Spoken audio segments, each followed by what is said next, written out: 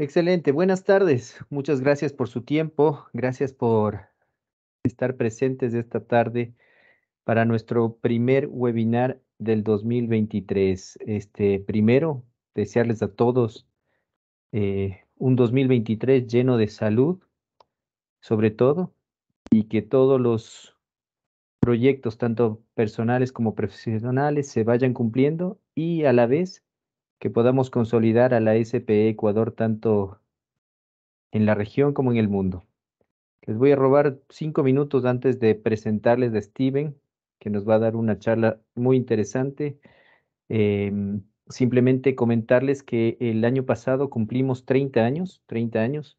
Tuvimos la grata presencia y el honor de recibir al presidente de la SPE Internacional, Terry Palish, y a nuestra directora regional, eh, Gail Ramadat, con quienes pudimos hacer varias visitas a diferentes autoridades y estar presentes en el evento de fin de año. Esto fue muy importante para nosotros, puesto que nos da la relevancia como sección Ecuador, no solo a nivel regional, sino a nivel mundial.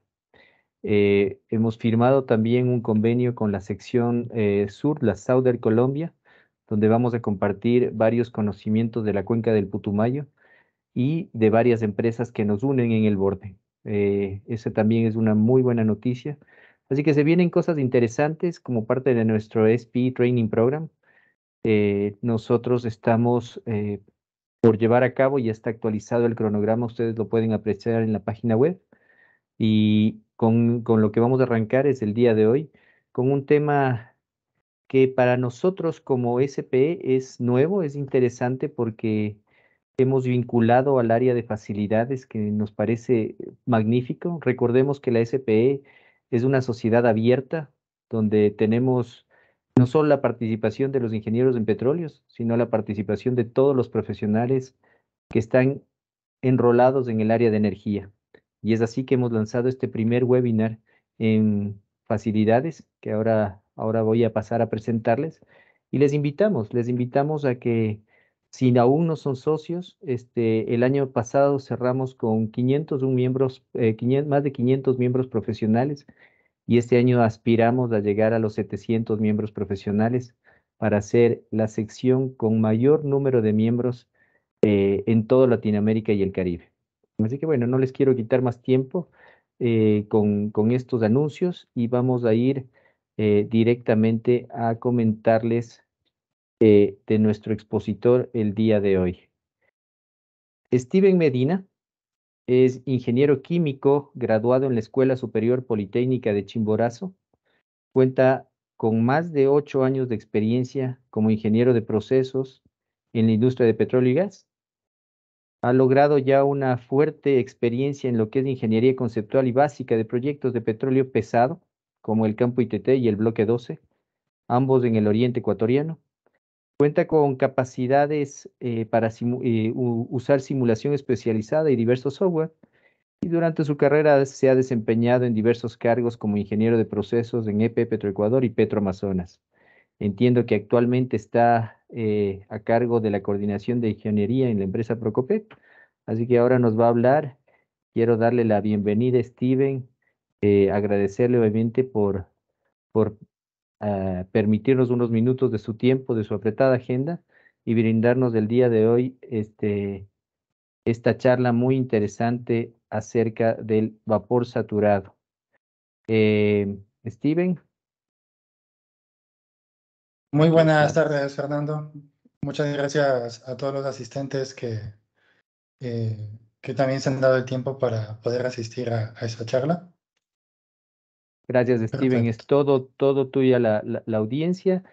Simplemente antes de dar la palabra, Steven, solo quería recordarles para quienes no estuvieron eh, en el evento de fin de año, la producción de crudos pesados es un reto tanto en subsuelo como en superficie muy importante que está atravesando. El actual gerente de exploración y producción eh, nos compartió un video muy interesante que espero podamos hacerlo público a través de nuestra página web y él habló del desafío grande que tiene Petroecuador para la producción de crudos pesados. Así que justamente, y en base a eso, hemos seleccionado y agradecemos a Steven que nos aliente respecto a este análisis comparativo entre el vapor saturado y el aceite térmico en los sistemas de calentamiento en las facilidades de crudo para crudo pesado. Así que adelante, Steven, cualquier pregunta, por favor, al final a través del chat la vamos a ir recibiendo y se la pasamos a Steven. Buena tarde. De acuerdo. Una vez más, gracias a los asistentes por su tiempo. Y bueno, recalcando el título de la presentación, es un análisis comparativo de forma general entre el vapor saturado y aceite térmico para lo que es el calentamiento en facilidades de superficie que se encargan del tratamiento de crudo pesado. Bueno, el contenido de la presentación está enfocado en 9 temas que los veremos de forma rápida. Tenemos una introducción sobre lo que son los crudos pesados, una visión de forma general de los sistemas de calentamiento que se usan en facilidades de superficie, los fluidos utilizados para lo que es el calentamiento, requerimientos caloríficos para el incremento de temperatura, ciertas consideraciones de diseño para el vapor saturado y así como también para aceite térmico para ese tipo de sistemas de calentamiento. Una comparación técnica entre ambos fluidos de calefacción, una comparación económica y unos criterios generales al momento de seleccionar un fluido u otro para los sistemas de calentamiento. Bueno, la introducción de la temática hace referencia a que, bueno, los crudos pesados, como bien todos conocemos, poseen una densidad de API que está entre los 10 y 22.3 grados API. Viscosidades variables que pueden ir desde los 20 hasta el millón de centipoise a temperatura ambiente y una relación gas-petróleo baja. Entonces, ¿qué problemas esto acarrea al momento de la deshidratación y al momento de la transferencia? Eh, en lo que es tratamiento de deshidratación, ya los separadores gravitacionales o por tiempo de residencia, los típicos free water knockouts, ya no son tan eficientes al momento de separar este tipo de crudos pesados debido a la alta viscosidad y a la densidad al bajo API que tiene este crudo. Como recordaremos en la ley de Stokes, para que se produzca la separación de fases, debe existir una diferencia de densidades entre el agua, entre la fase acuosa y la fase aceitosa. Por tal motivo, se requiere, para incrementar esa diferencia de densidades y para disminuir la viscosidad, como podemos ver un típico gráfico de curva de viscosidad versus temperatura, al incrementar la temperatura, la viscosidad del crudo disminuye. Entonces, como objetivo del calentamiento tendríamos en lo que es la deshidratación, tratar de disminuir la viscosidad con temperatura alrededor de unos 10 centipoise, que es lo que normalmente recomiendan los fabricantes de deshidratadores electrostáticos, y también para incrementar la diferencia de densidad entre agua y crudo. En lo que respecta a transferencia, lo que es un bombeo, también es importante el calentamiento de este tipo de crudos, ya que con eso podemos disminuir la presión de bombeo en los oleoductos. Todo el cálculo hidráulico que se hace en el oleoducto está en función de las propiedades, bueno, depende de muchas cosas, desde la topografía del oleoducto, la longitud del mismo, el diámetro, pero también depende de las propiedades físico-químicas del fluido a transportar, en este caso la viscosidad. Y una disminución en la viscosidad también permite tener presiones más manejables en lo que es transferencia. Pues dado esa premisa, vemos que con crudos pesados a nivel de superficie, el calentamiento se vuelve algo preponderante. De forma general, los sistemas de calentamiento en lo que son facilidades de superficie tenemos dos grandes familias. Eh, lo que es calentamiento directo, en donde el fluido ingresa, o mejor dicho, el calentamiento se hace a través de unos tubos de fuego que están sumergidos en el fluido a calentar, por lo que no, el calentamiento se hace o la transferencia de calor se la realiza de forma directa, desde los tubos de fuego hacia el fluido de proceso.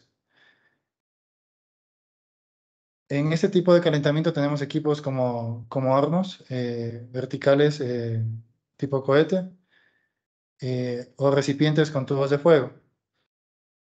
Estos hornos, bueno, son muy similares a los sistemas de heat media que algunas facilidades de Petroecuador tienen en sus plantas de proceso. Dígase el CPF de bloque 15 o el EPF de bloque 12.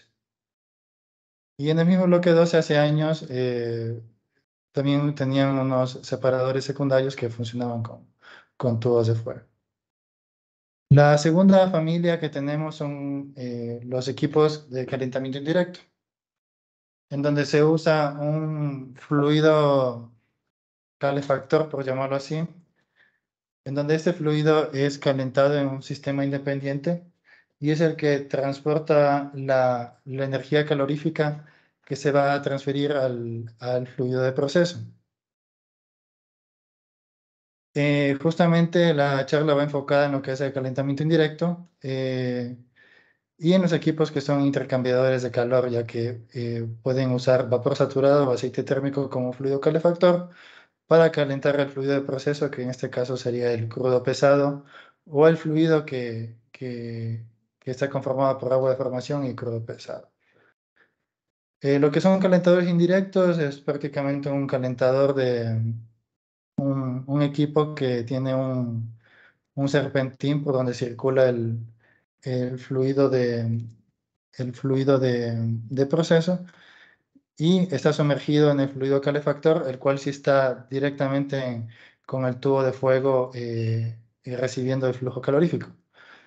A diferencia de los intercambios de calor, que simplemente el intercambio se da entre ambos fluidos de forma indirecta y el fluido calefactor es calentado en un sistema independiente. Bueno, generalmente los fluidos utilizados para sistemas de calentamiento en facilidades de superficie tenemos lo que es agua caliente, vapor saturado y aceite térmico. Existen otros como mezclas de agua con glicol para lo que es deshidratación de gases eh, o incluso sales fundidas, pero para otro tipo de aplicaciones. Nos vamos a centrar básicamente en esta diapositiva en los tres para luego pasar al vapor saturado y al aceite térmico. Lo que es agua caliente, bueno, nos puede servir para poder llegar a la temperatura objetivo del fluido de proceso hasta unos 225 grados Fahrenheit. Las limitantes del agua caliente es que, bueno, al incrementar su temperatura, llegamos ya muy cercano a su punto de ebullición, por lo que se requiere incrementar la presión del circuito de agua caliente, lo cual a altas temperaturas más allá de 225 grados Fahrenheit se hace poco manejable. Cuando se requieren llegar a temperaturas objetivo mayores a 200 grados Fahrenheit, podemos optar por vapor saturado o aceite térmico.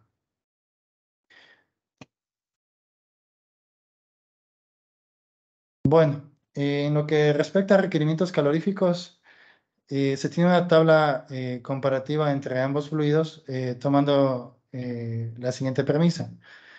El flujo calorífico calculado para poder elevar en 1 grado Fahrenheit 1000 barriles de fluido por día.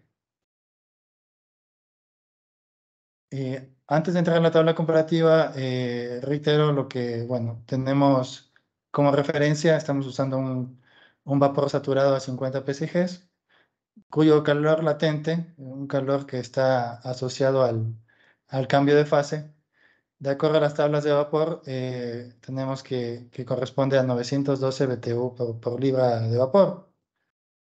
Mientras, el, el calor del aceite térmico que está relacionado a un calor sensible, el cual a su vez se relaciona con un cambio de temperatura y no un cambio de fase como el calor latente, está alrededor de los 50 BTU por libra. Valor referencial, ya que este calor sensible siempre va variando en función de la temperatura de trabajo del aceite térmico. Entonces, en la tabla nosotros tenemos cuatro columnas, una con el corte de agua, con diferentes cortes de agua del fluido, de estos 1000 barriles de fluido por día, 80, 60 y 20%.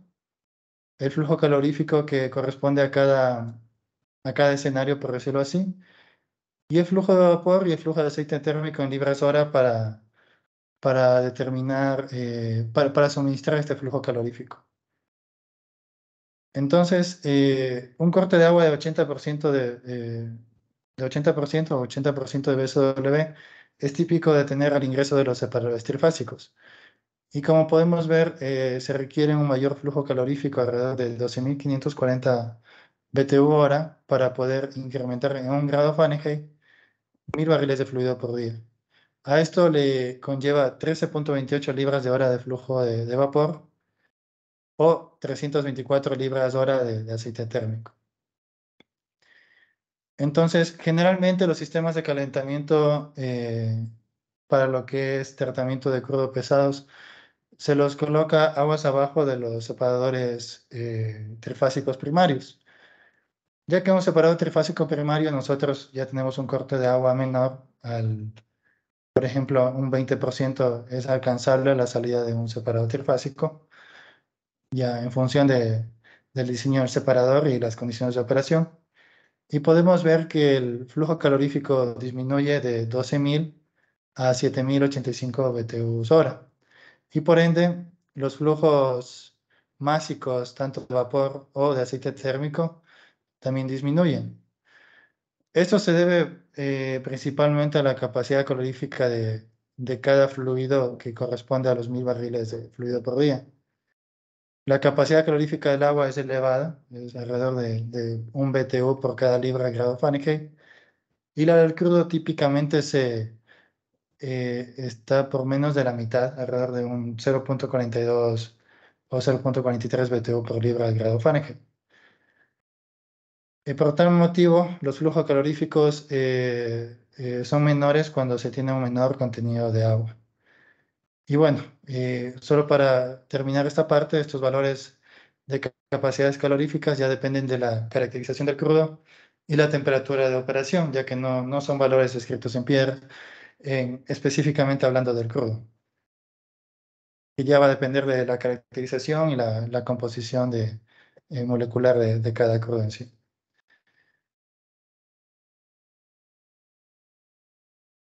Tenemos a continuación ciertas consideraciones de diseño para vapor saturado. Por ejemplo, la selección de las condiciones de saturación del vapor, es decir, presión y temperatura, las cuales estarán en función de la temperatura objetivo del fluido de proceso. Es importante recalcar que temperaturas de saturación más elevadas nos arrojan con un vapor con un menor calor latente, es decir, en las tablas de vapor en las tablas termodinámicas de vapor uno puede verificar que para vapores saturados, un vapor saturado a 298 grados Fahrenheit tiene un mayor calor latente que un vapor saturado a 350 grados Fahrenheit.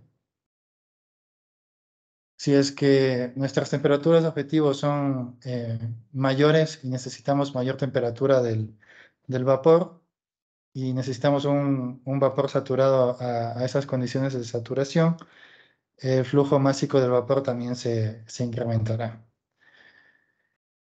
Presiones bajas de saturación no permiten vencer las caídas de presión en el sistema de tuberías.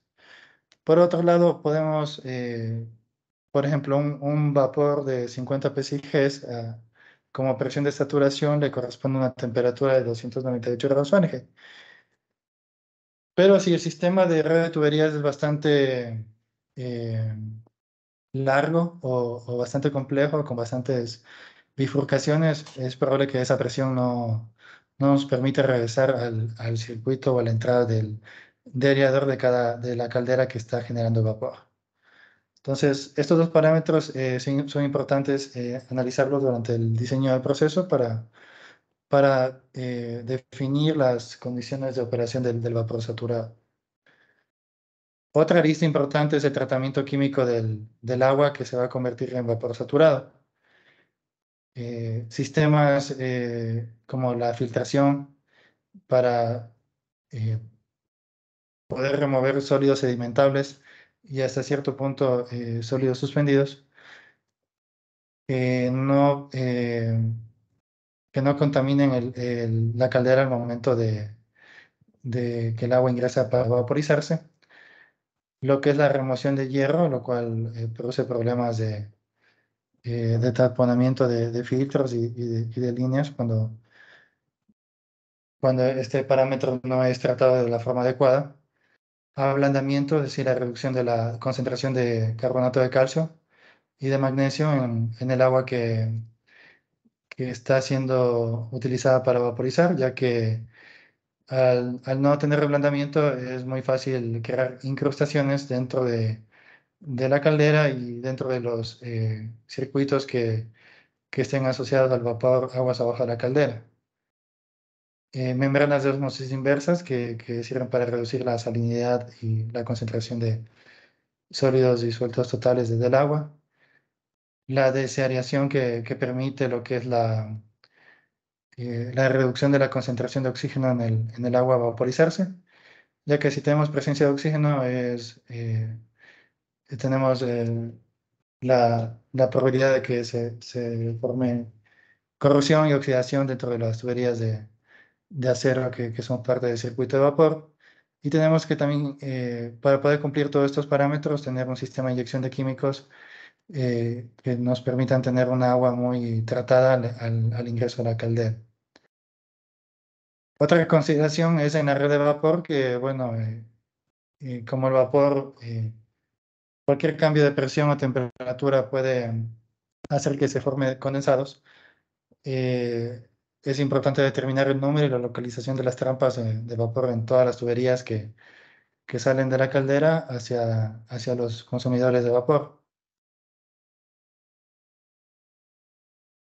Cambios de elevación o de dirección muy pronunciados eh, acarrean formación de condensados, haciendo que el vapor ya pierda su esencia de flujo calorífico a través de su calor latente, lo cual no me va a permitir llegar a la temperatura objetivo del fluido de proceso.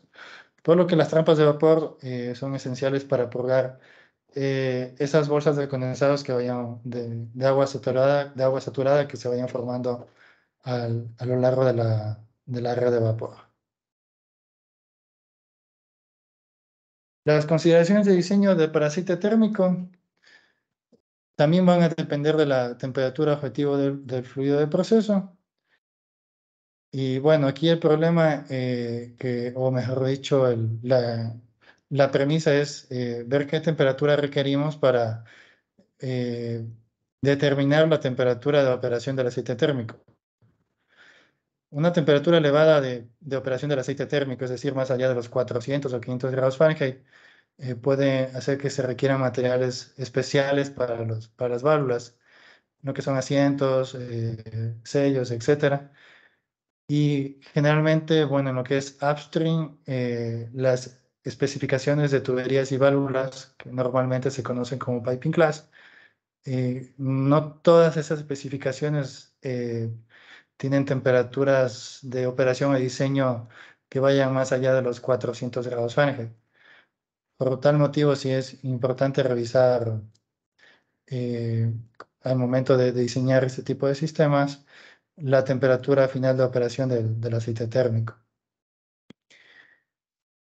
Por otro lado, algo importante para determinar la fuente de calor que requiere el aceite térmico para su calentamiento, se puede hacer con hornos que usen, por ejemplo, crudo combustible o gas asociado que generalmente se tiene en los campos. Sin embargo, al hablar de crudos pesados, el gas asociado como que se vuelve una opción no muy viable debido a la cantidad de gas disponible. Y otra opción es que si se tiene una central de generación con recuperación de calor en sus chimeneas, ese calor que proviene de las temperaturas de las temperaturas altas de los gases de combustión, de alguna forma pueden permitir calentar el aceite térmico para ser utilizado en el sistema de calentamiento a diseñar.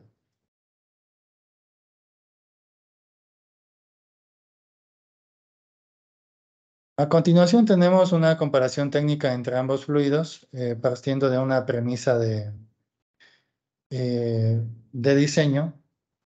Por ejemplo, requerimos calentar 200.000 barriles de fluido por día con un corte de agua del 30% de BSW.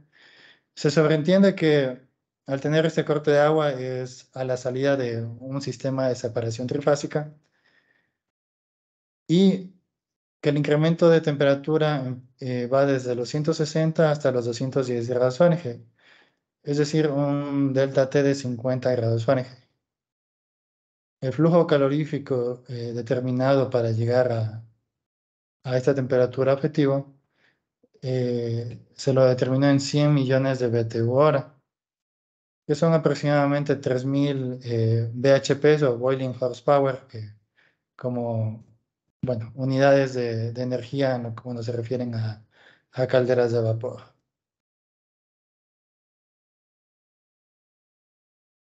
Los parámetros que vamos a revisar, empezando por la temperatura y presión, bueno, ¿qué necesito para poder llegar a la entrada de los intercambiadores que van a calentar este flujo volumétrico de fluido a este delta T que he representado en temperatura inicial y temperatura final, con vapor saturado de baja presión de 50 psig, se lo puede lograr.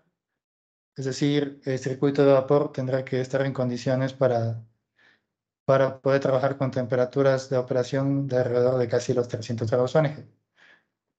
Sin embargo, el aceite térmico, para ser más específico, el Terminol 66, que es un producto elaborado por la empresa Eastman, requiere alrededor de unos 361 grados Fahrenheit a 60 psig para el circuito de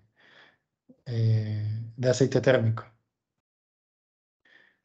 Entonces, aquí ya tenemos una diferencia importante en lo que es temperaturas y esto nos haría revisar el piping class en donde vamos a desarrollar el sistema de calentamiento para una facilidad.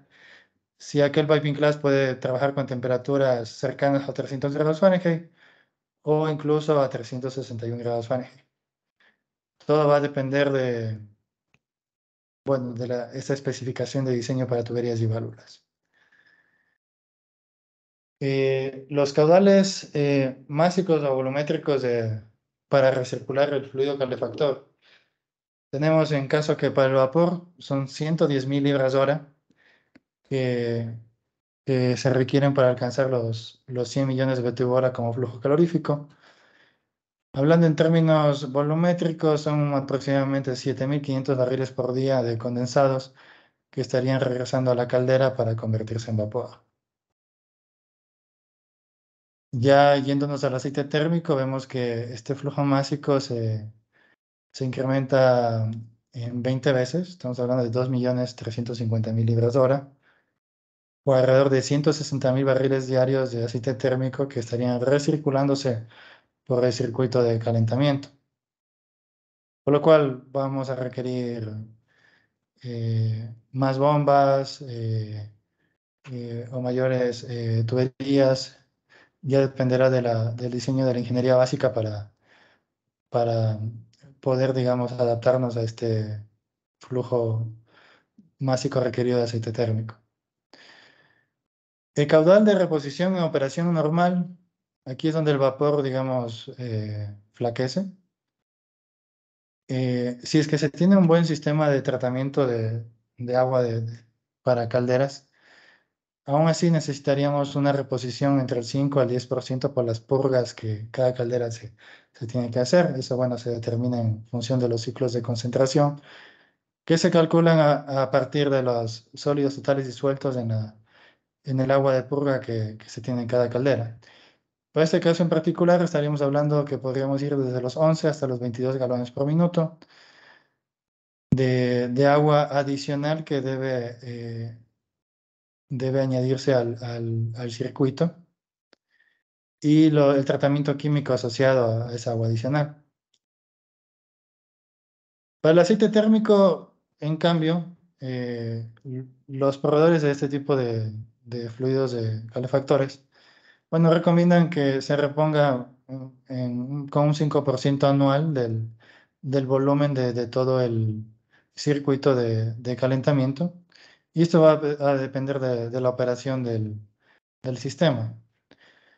Hay sistemas que, bueno, tienen, al usar recipientes presurizados y por ende necesitan válvulas de alivio, que tienen recipientes recolectores del aceite térmico que se pueda perder y así que este porcentaje de reposición sea mínimo.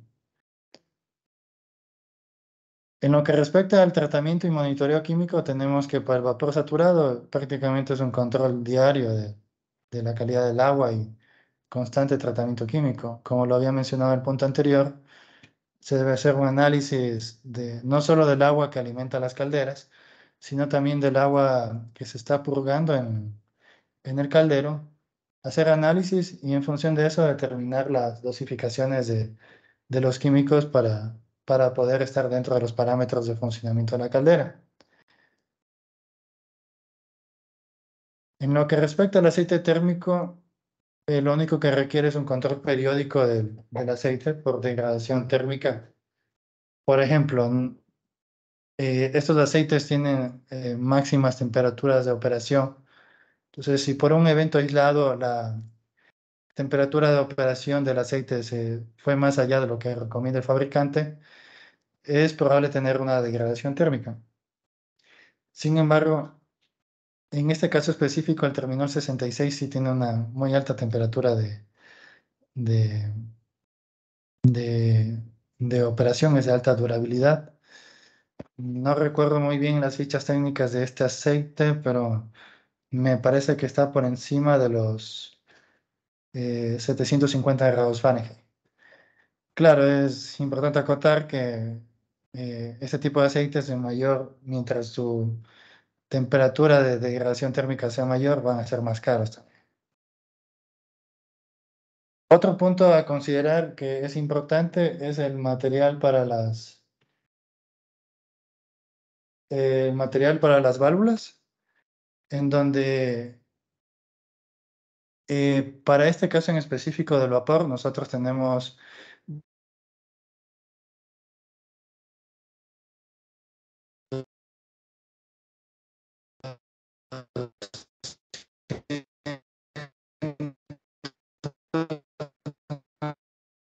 Steven, sí, Steven, perdón que te eh, interrumpa. eh, Está la señal se está diluyendo. No sé si nos puede repetir los últimos 2 minutos, no se escucharon.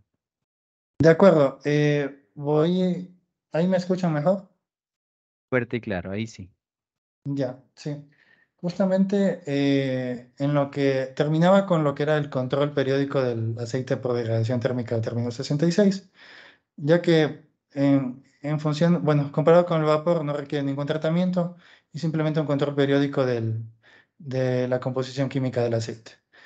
Si es que se lo opera dentro de los rangos de temperatura que recomienda el fabricante, el aceite puede durar unos 10 o 15 años tranquilamente. El último parámetro para la comparación técnica tenemos que es el material de las válvulas. Podemos usar HNBR o PTFE, politetrafluoruro de etileno o nylon para esta temperatura en particular. Pero si ya queremos llegar a lo que indica el terminal 66, 361 grados Fahrenheit, tal vez tendríamos que migrar a lo que es Viton o PIC, que son materiales más caros con mayor tiempo de entrega que respecto a las válvulas. Y eso también es el momento de analizar, el momento de efectuar la ingeniería básica bueno, la ingeniería básica del proyecto, o de hecho la ingeniería conceptual del proyecto. Ya dependerá de los tiempos de cumplimiento del proyecto para decantarnos por válvulas con materiales más rigurosos, pero que serán más caras y tendrán un mayor tiempo de entrega, o con materiales más estándares, más estándares. La comparación económica,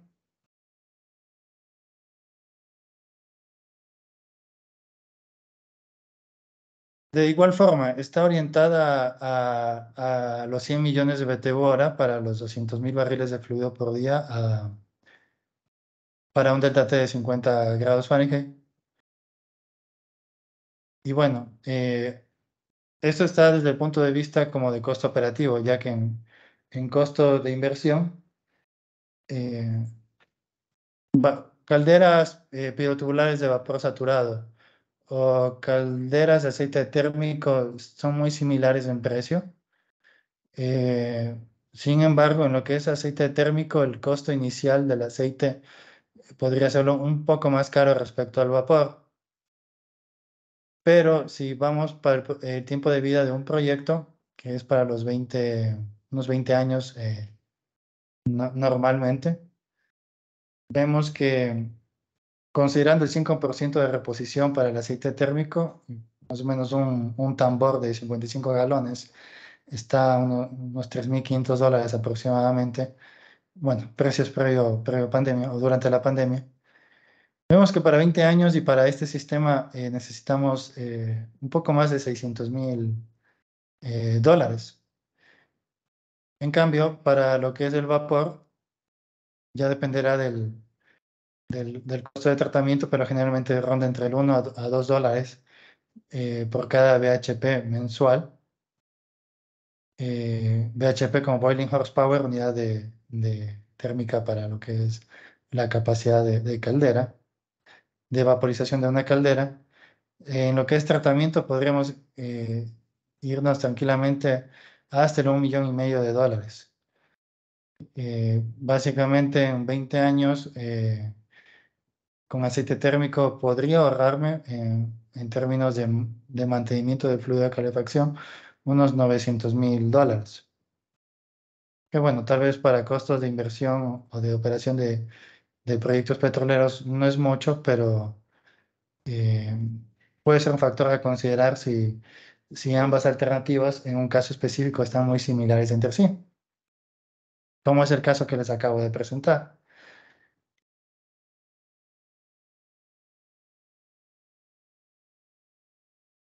Eh, para terminar lo que es la presentación, tenemos lo que son criterios de selección, y algo un poco más técnico respecto al vapor y el aceite térmico. O sea, si nosotros queremos trabajar a mayores temperaturas, dígase 250 o 300 grados centígrados, como temperatura de entrada del fluido calefactor al intercambiador de calor, eh, vemos que el aceite térmico no requiere presiones muy altas.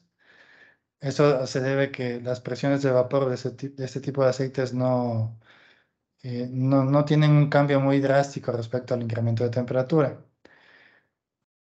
En comparación con el vapor, que bueno, mientras más temperatura requiera de saturación para llegar a mi temperatura objetivo de fluido de proceso, yo tengo que incrementar la presión del sistema de vapor para alcanzar dicha temperatura.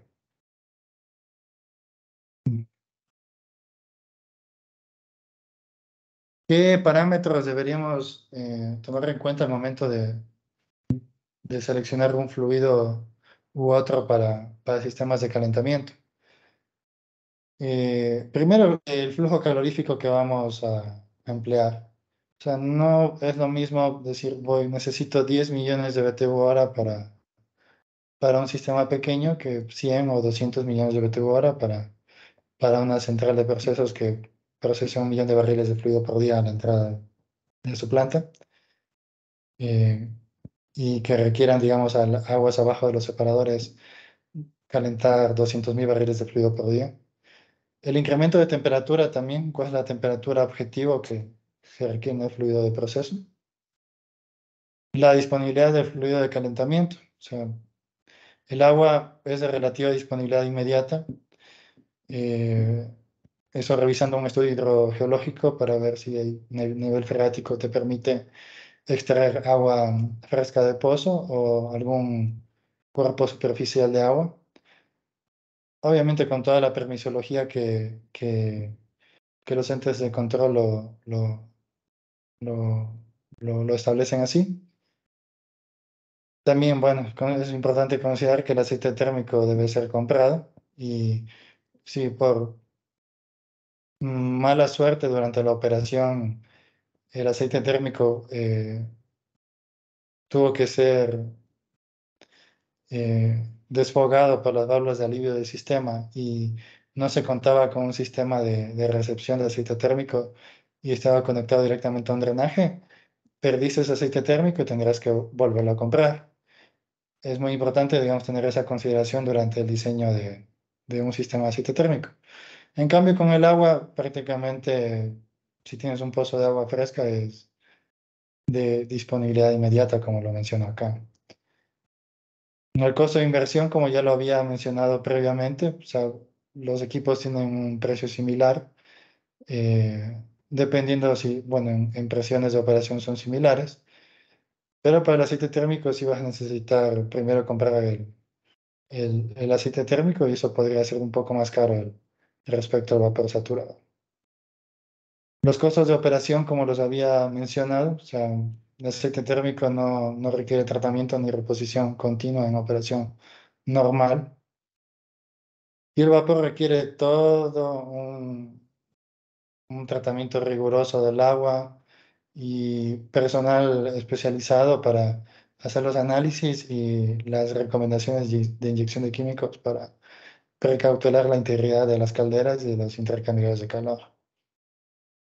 Bueno, con eso concluyo mi presentación y estaríamos ya en la etapa de preguntas.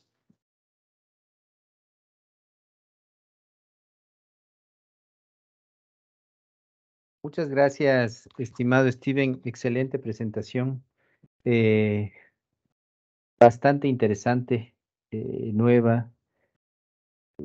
Realmente es todo un desafío, entendería yo, por lo que pude escuchar de tu charla, que esto se pueda desarrollar. Yo quisiera arrancar las preguntas con una sencilla. Em, de- de- Tú mencionas, bueno, varios factores, tanto del costo de operación como de inversión. ¿Ves o en tu experiencia has visto que esto localmente existe industria para que lo vaya desarrollando tanto en la construcción de los equipos como en lo que es el suministro?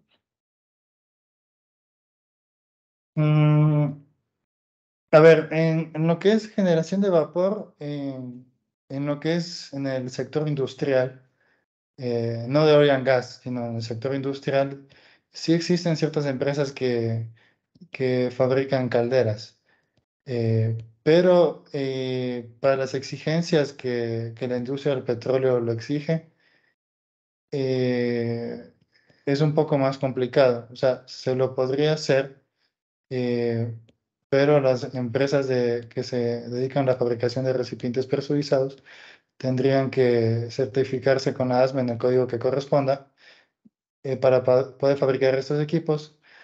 Por ejemplo, las especificaciones técnicas de EP Petroecuador son muy exigentes, ya que son heredadas de la EP Petroamazonas y aún así en el pasado heredadas de las operadoras privadas. Entonces, para cumplir ese tipo de exigencia, bueno, lo que hacen algunos proveedores es comprar la caldera afuera y completar la especificación, o sea, el paquetizado aquí adentro. Para lo que es aceite térmico, como calderas de aceite térmico, desconozco. En el pasado se hizo el acercamiento con proveedores de hornos tipo cohete, o sea, verticales para aceite térmico, y bueno, ellos estaban abiertos a que empresas locales puedan fabricar el equipo. Sin embargo, el corazón del aceite térmico, del horno, que podría ser la parte radioactiva convectiva del horno, donde van todos los tubos. Eso ellos lo iban a traer desde Alemania. Entonces, se puede hacer un mix entre local e internacional para cumplir las exigencias del cliente final.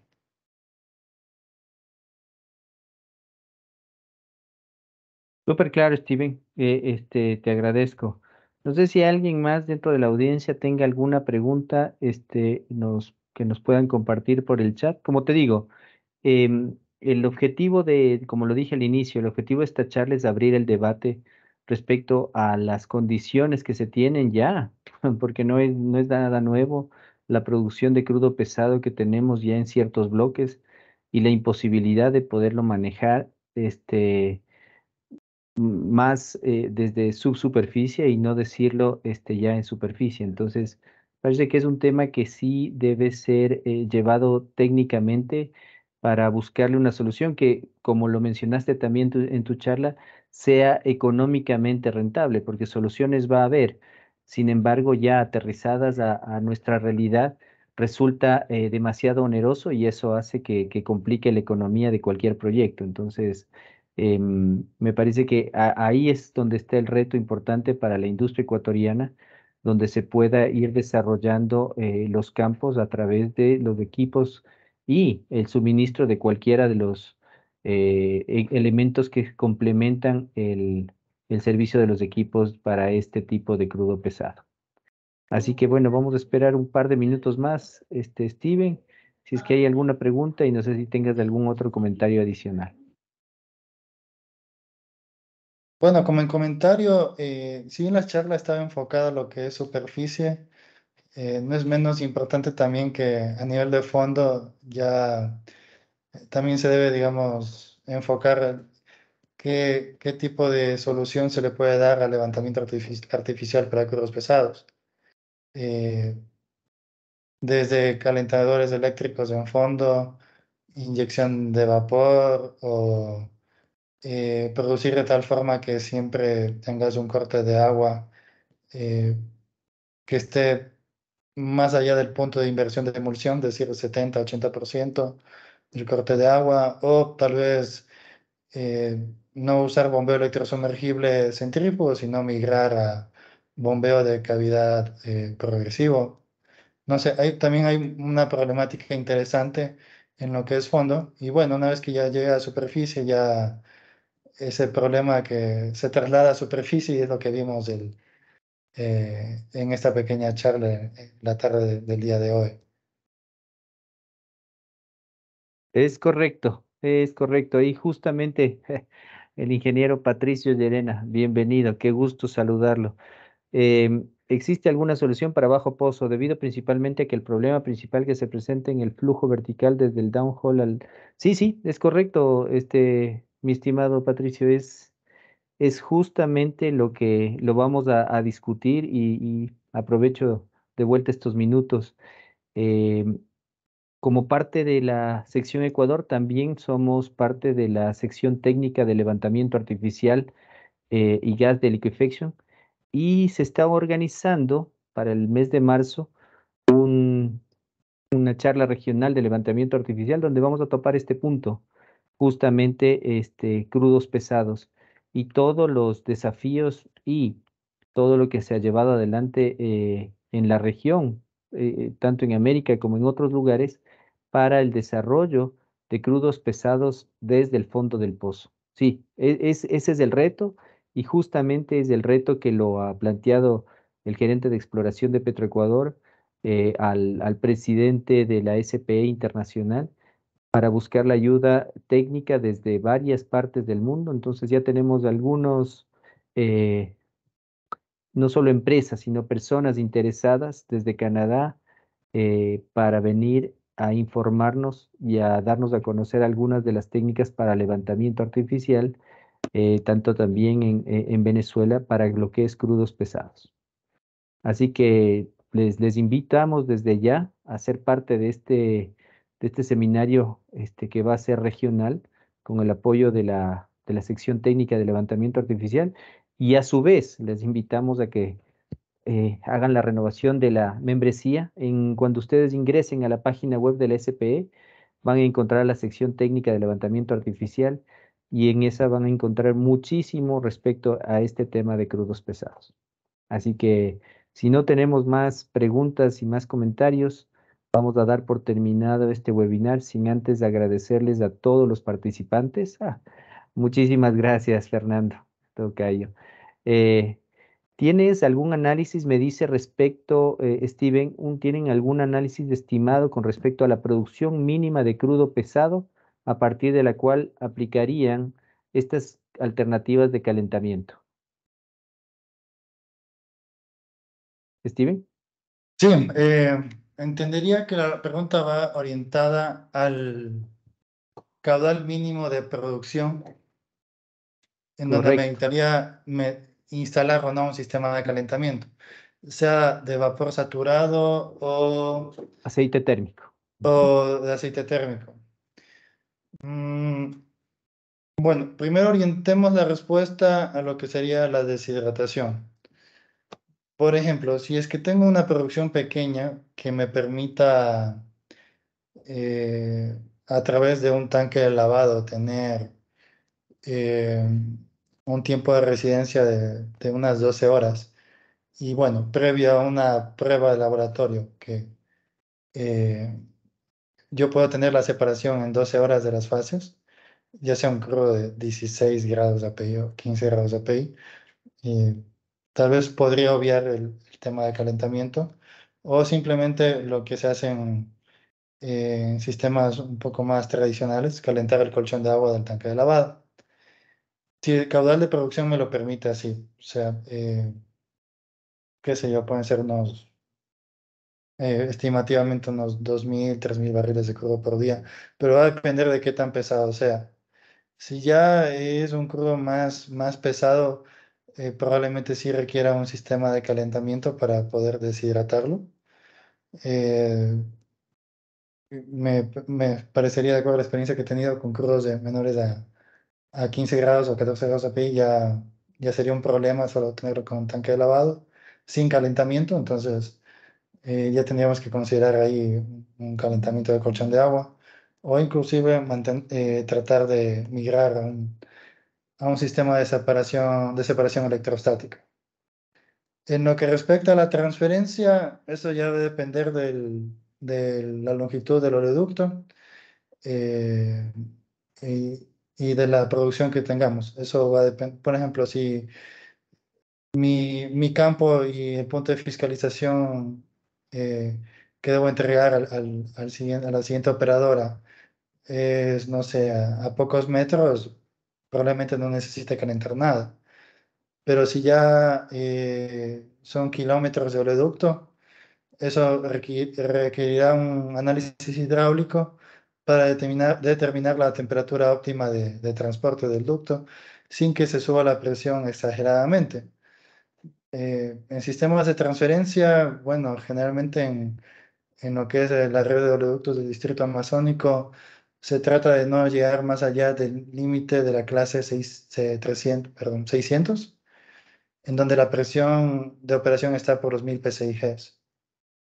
Entonces, si es que sin calentar esa presión ya es más elevada, eh, ya me obliga, digamos, a calentar porque si no me tocaría comprar tubería de mayor espesor, válvulas de un ANSI superior, y entonces me sale más barato calentar el crudo. Pero ese fluido mínimo va a depender, digamos, de la longitud del oleoducto como tal. A nivel de tratamiento podremos hablar tal vez máximo unos 2.000 barriles por día sin calentar, pero dependiendo de la API y la viscosidad también. Pero como dato, como un valor muy, muy general y creo que eh, cada escenario requiere un análisis al menos de ingeniería preconceptual. Excelente, excelente. Buenísimo, bueno, muchísimas gracias, quedó claro, gracias, Tocayo.